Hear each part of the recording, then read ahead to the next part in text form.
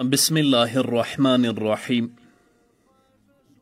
الحمد لله رب العالمين حمد الشاكرين، الصلاة والسلام على سيد الأنبياء والمرسلين سيدنا ونبينا وشفيعنا ومولانا محمد وعلى آله وأصحابه الطيبين الطاهرين. قدرمنو اوریدونکو د ژوند د لارې د خپرونې مینوالو، السلام علیکم ورحمت الله وبرکاته. ستاسو روغتیا او خوشحالي د پاک رب نه غواړم، په دې هیله چې د صحت او عافیت جامې پر تن ولرئ او خوشحالي مو په برخه وي. دا دی زه محمد یاسین فهیم د ژوند د لارې خپرونه پیلوم. زموږ د نن ورځې د خپرونې موضوع بیا هم د زړونو اصلاح. درنو اوریدونکو، د الله تعالی د مینې بل دلیل خپلو مسلمانانو بندگانو سره دا دی چې د الله په مبارکو نومونو کې چې کوم نومونه د رحمت څرګندونه کوي، له هغو نومونو څخه چې پکې سختی او انتقام یاد شوی دی ډیر دي. یعنی د الله په مبارکو نومونو کې چې کوم نومونه د رحمت ښکارندویه دي، له هغو نومونو څخه چې پکې سختی او انتقام یاد شوی دی، دا د رحمت نومونه ډیر دي. ځکه الله مهربانه، بخونکی، د توبې منونکی، تیریدونکی، رؤوف، ودود، صبور، کریم او شکور دی. دا ټول د محبت او دوستۍ مفهومونه رانغاړي. کله کله ګورو چې د قرآن کریم په آیتونو کې له دغو نومونو څخه دوه نومونه یو بل پسې یادیږي. هیڅکله باید ګمان ونه کړئ چې دا مترادفه او هم معنا صفتونه دي، ځکه هر نوم د مینې په ځانګړي اړخ باندې دلالت کوي. په سورة هود کې 9 آیت کې الله رب العزت د شعیب علیه السلام له خولې فرمایي ان ربی رحیم ودود. بېشکه چې زما پروردگار، زما رب مهربانه او مینه پاله دی. د مهربانه او مینه پاله ترمنځ ډیر زیات تفاوت شته دی. داسې لکه یو شتمن، یو سرمایه‌داره چې یو بېوزله ته خوراک ورکوي، او یا یو شتمن خپل ملګري ته خوراک ورکوي. نو څوک چې بېوزله، فقیر او مسکین ته خوراک ورکوي مهربانه دی، او څوک چې ملګري ته خوراک ورکوي هغه مینه پاله دی. نو مهربانه یې تا ته دربخي په دې چې اړتیا لري، او مینه پالې تا ته د دې لپاره بخي څو مینه همداسې په ځای پاتې شي. ان ربی رحیم ودود. د ودود په کلمه کې فکر وکړئ. کله چې وایي فلانی ډیر مینه ناکه دی، معنا دا چې هر کله تا ویني در سره په مینه او محبت چلند کوي. نو د الله رب العزت په نومونو کې دی د هغه نوم په اړه څه نظر دی چې هغه ډیر مینه پاله دی، ودود دی. یعنی هغه څوک چې له خپلو بندگانو سره مینه کوي، د خپلو مسلمانانو بندگانو سره مینه کوي، او هغوی په خپل رحم او مینه کې ډوبوي.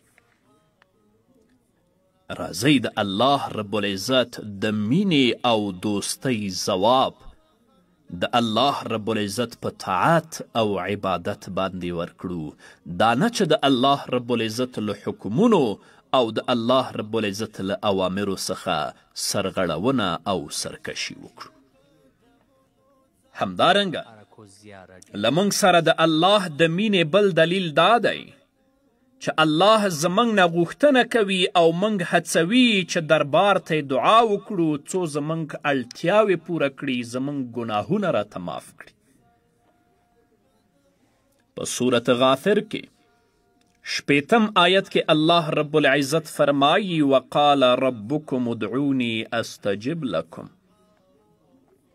ستاسو رب وایي ما نه غوښتنه وکړئ څو یې درته پوره کړم. همدارنګه د ترمذي او د ابن ماجه حدیث دی. راوي د حدیث ابو هریره رضی الله تعالی عنه دی. هغه فرمایي چې نبی کریم صلی الله علیه وسلم وفرمایل څوک چې له الله څخه څه نه غواړي الله رب العزت پر هغه غصه کي. څوک چې له الله څخه څه ونه غواړي الله پر هغه باندې غصه کیږي. نو هغه ستر ذات پخپله غواړي چې دربار ته د دعا لاسونه پورته کله چې ته له انسانانو څخه څه غواړې او ټینګار کوې درنه ستړی کیږي کیدای شي در باندې غصه شي مګر هر څومره چې د الله دربار ته ډیر ټینګار وکړې تا زیات خوښوي او ستا اړتیاوې پوره کوي. نبی کریم صلی الله علیه وسلم فرمایي ان الله يحب الملحین فی الدعاء. الله تعالی په دعا کې ټینګار کوونکي خوښوي. نو راځئ د تضرع او د عاجزي لاسونه خپل رب ته پورته کړئ. خپله الله تاسو سره وعده کړې وقال ربکم ادعوني استجب لکم. د خپلو ګناهونو بخښنه د خپل رب نه وغواړئ. په عاجزي سره الله یې درته معاف کوي او په ژوند کې چې کومې اړتیا لرئ د هغو د پوره کولو غوښتنه هم خپل رب نه وغواړئ. همدارنګه د ابو داود، ترمذي، ابن ماجه او د مسند احمد حدیث دی. راوي د حدیث حضرت سلمان فارسی رضی الله تعالی عنه دی. هغه فرمایي چې نبی کریم صلی الله علیه وسلم وفرمایل ان الله حی کریم یستحی اذا رفع العبد الیه یدیه یدعوه ان یردهما صفرا خائبتین. الله تعالی حی او کریم ذات دی او له دې حیا کوي چې د هغه بنده لاسونه چې د اړتیا په غوښتنه کې د هغه لوري ته اوچت کړي او له دې حیا کوي چې د هغه بنده لاسونه چې د اړتیا په غوښتنه کې د هغه لوري ته اوچت کړي دي او له هغې یې پوره کېده غواړي تش او ناهیلې ستا نه کړي. ته په پوره اخلاص سره په پوره صداقت سره الله ته لاسونه لپه کړه. الله رب العزت تا ناهیلی نه پرېږدي. الله رب العزت د دعا درته قبلوي.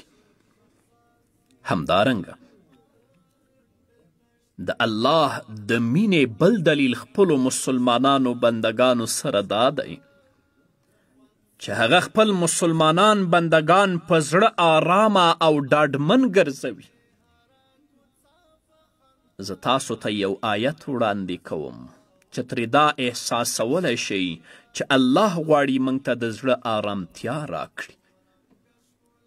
په صورت انعام کې 54 آیت کې الله فرمایي كتب ربكم على نفسه الرحمه. ستاسو پروردگار پر ځان رحمت او مهرباني واجبه کړې ده. همدارنګه د بخاري او د ترمذي حدیث دی. راوي د حدیث ابو هریره رضی الله تعالی عنه دی. هغه فرمایي چې نبی کریم صلی الله علیه وسلم وفرمایل لما قضى الله الخلق كتب عنده فوق عرشه ان رحمتي سبقت غضب. نبی کریم صلی الله علیه وسلم فرمایي کله چې الله رب العزت د مخلوقاتو له پیدایښت څخه فارغ شو د خپل عرش برسیره او ځان سره یې ولیکل مهرباني مې پر غصې مخکې لري. اوس د الله رب العزت په کلام کې په دې آیت کې لږ فکر وکړئ. په سورت بقره کې 185 آیت کې الله فرمای یرید الله بكم اليسر ولا یرید بكم العسر. الله تعالی پر تاسو آسانی غواړي، پر تاسو د سختۍ غوښتونکی نه دی. همدارنګه الله تعالی په سورة نساء کې 28 آیت کې فرمایي والله یرید ان یتوب علیکم الله غواړي چې ستاسو توبه قبوله کړي. همدارنګه د الله په کلام کې په سورة نساء کې 28 آیت کې لږ فکر وکړئ. هلته الله فرمایي یرید الله ان یخفف عنکم الله غواړي چې پر تاسو کار آسانه کړي. د احد له غزا وروسته چې کله صحابه کرام له غزا څخه ستانه شول، له دوی څخه 80 کسان شهیدان شول. سید الشهدا حضرت حمزه رضی الله تعالی عنه هم د دوی په منځ کې و او پیغمبر علیه الصلاة والسلام په خپله زخمی او ټپي شوی و. ټول ډیر ستړي ول او په سخت روحي وضعیت کې اوسېدل چې دغه آیت نازل شو. د سورة آل عمران 119 آیت ولا تهنوا ولا تحزنوا وانتم الاعلون ان کنتم مؤمنین. ورپسې 140 آیت ان یمسسکم قرح فقد مس القوم قرح مثله وتلك الایام نداولها بین الناس. مکمزوری کیږئ، مخفه کیږئ، تاسو لوړ یاست، تاسو غالب یاست که په رښتیا مؤمنان اوسئ. که تاسو ته کم ټپ رسېدلی وي هغوی ته هم ستاسو په څیر ټپونه رسېدلی دي او موږ دغه ورځې د خلکو په منځ کې بدلوو را بدلوو.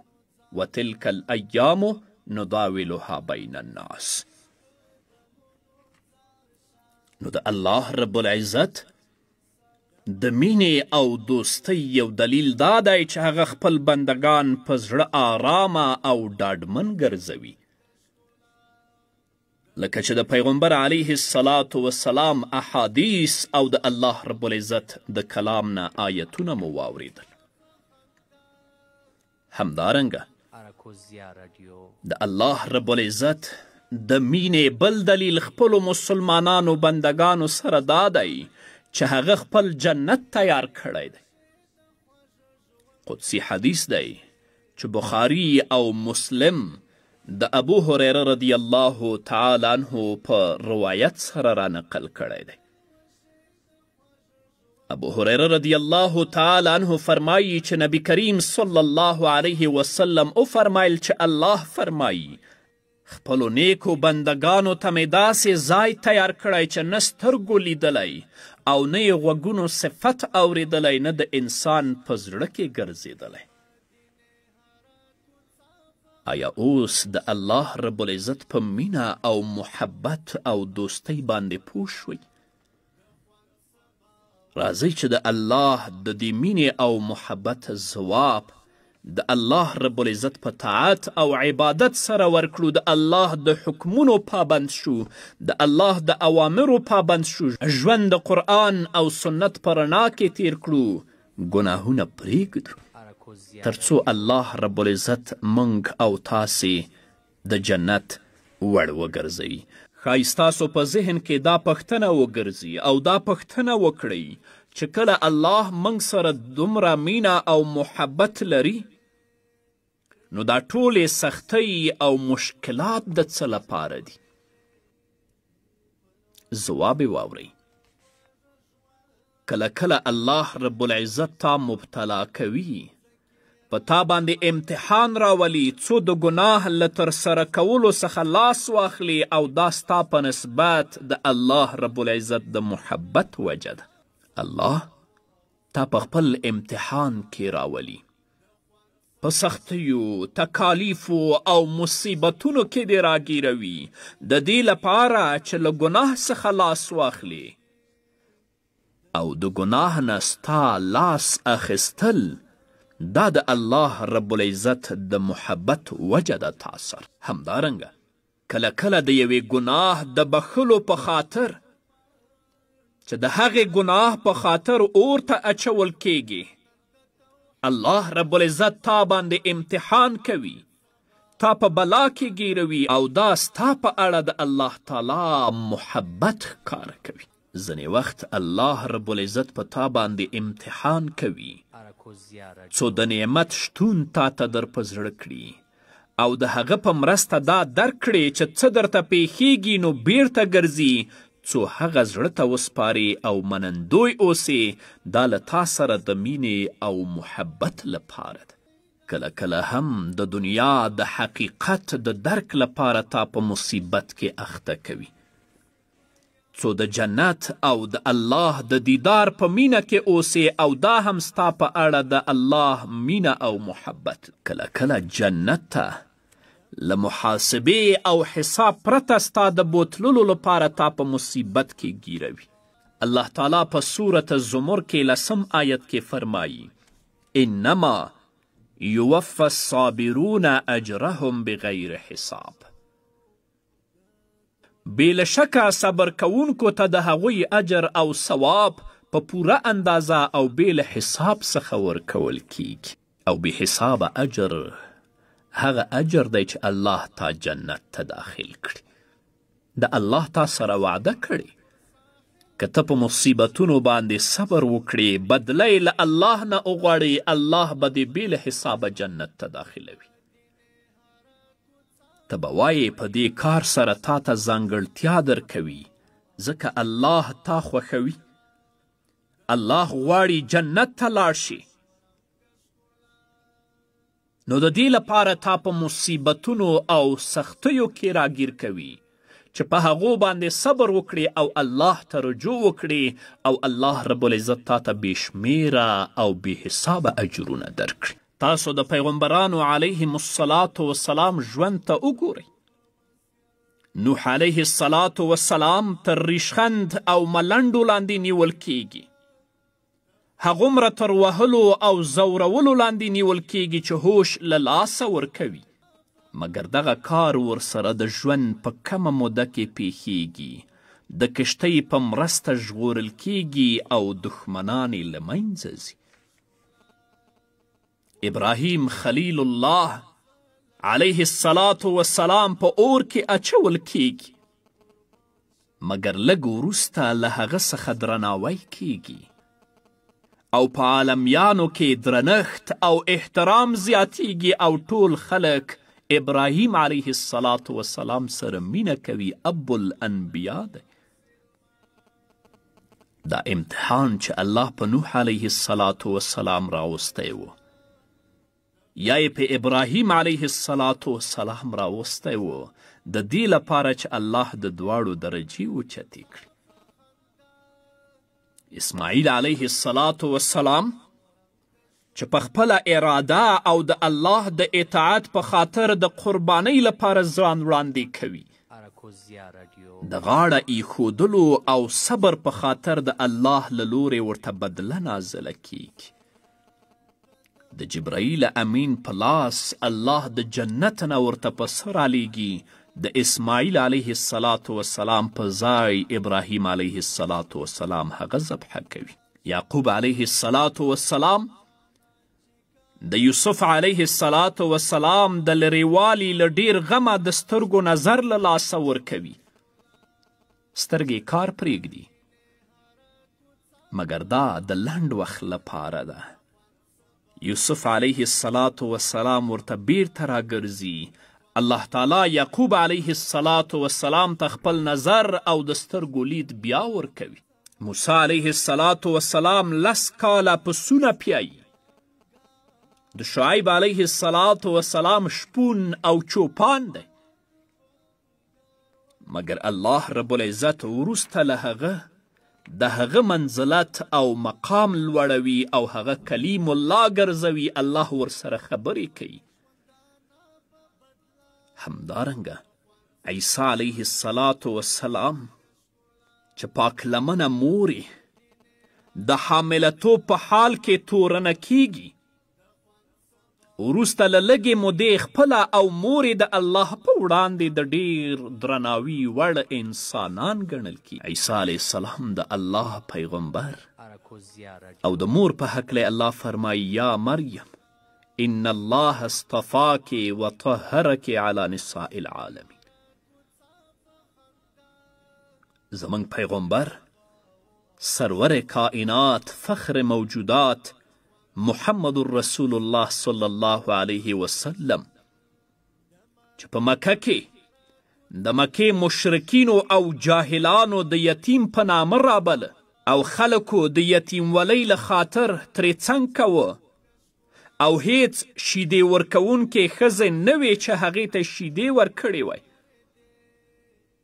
چې آخر حلیمه سعدیه پیدا کیږي ځان سره بني سعد ته بیایي محمد رسول الله له ښار څخه یې شړل کیږي خو صبر کوي بیا د الله په وړاندې په تر ټولو ستر عزت مشرف کیږي هغه په آسمانی سفر معراج ته ځي او په فاتحانه ډول مکې مکرمې ته ننوځي او هغو کسانو ته چې دی یې شړلی دی وایي اذهبوا فانتم الطلقا ولاړ شئ تاسو آزاد الله موږ سره محبت کوي الله موږ سره مینه کوي خو که کله په موږ باندې سختیانې راځي مشکلات راځي مصیبتونه راځي دا هم زموږ د ګټې په خاطر په همدې هیله قدرمنو اوریدونکو دا وه زموږ د نن ورځې خپرونه چې ستاسو درانه حضور ته وړاندې شوه تر بلې خپرونې پورې چې زه بیا هم ستاسو درانه حضور ته راځم تاسو ټول په لوی او بخونکي الله سپارم پاتې ژوند مو نیکمرغه ښاد بریالي او کامیاب اوسئ